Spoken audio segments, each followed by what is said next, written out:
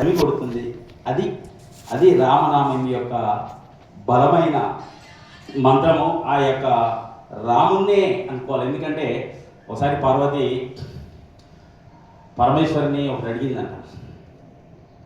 కేనోపాయే నెలగునా విష్ణు నామ శాస్త్రకం పచ్చతే పండితే నిత్యం శ్రోతమిచ్చామ్యం ప్రభో. అప్పుడు పరమేశ్వరుడు ఇలా చెప్తారు, శ్రీరామ రామ రామేతి రమే రామే మనోరమే సహస్రనామ తత్తుల్యం రామనామ వరాననే. సాంఖ్యశాస్త్రం ప్రకారం రామ రామ రామ అని 3 సార్లు అనుకుంటే చాలు 1000 నామాలు పలికినట్టే అంట.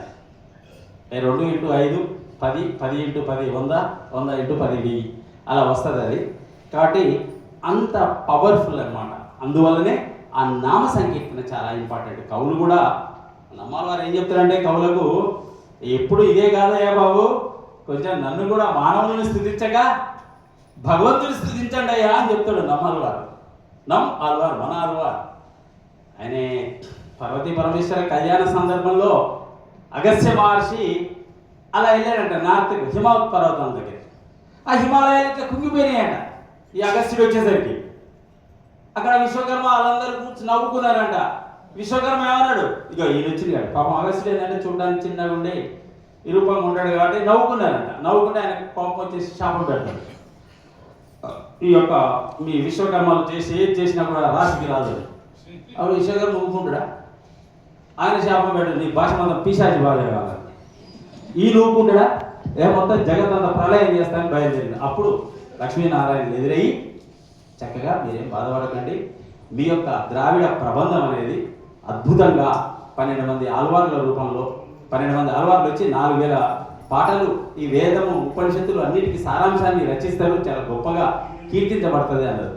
ఆ విధంగా ఆవిర్భవించిన వారే ఆల్వార్ తిరునగర్లో ఉన్న నమ్మాల్వార్.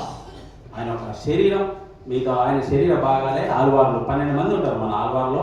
ఒక స్త్రీమూర్తి కూడా ఉంటుంది, ఆమె ఆండాల్ తల్లి ఆముక్తమాదేవి గోదాదేవి నాచ్యార్ అంటారు. ఆమెనే సూజి పుడుత నాచ్యార్ అని కూడా తమిళంలో అంటారు అన్నమాట. అంతే ఆమె అద్భుతంగా తిరుప్పావై వేదమన ఇత్తుకుంవితాగు. వేదమనే దానికి బీజం ఏంటది తిరుప్పావై. 30 పాసురాలు రచించి ఈ యొక్క అంత సకల సారాన్ని అందిస్తుంది. ఎంత అద్భుతమైన డిసెంబర్ 16 నుంచి జనవరి 14 వరకు ప్రతి ఏడు ఉంటుంది. జనవరి 1-2 రోజులు అడిగి ఉంటుంది అంతే.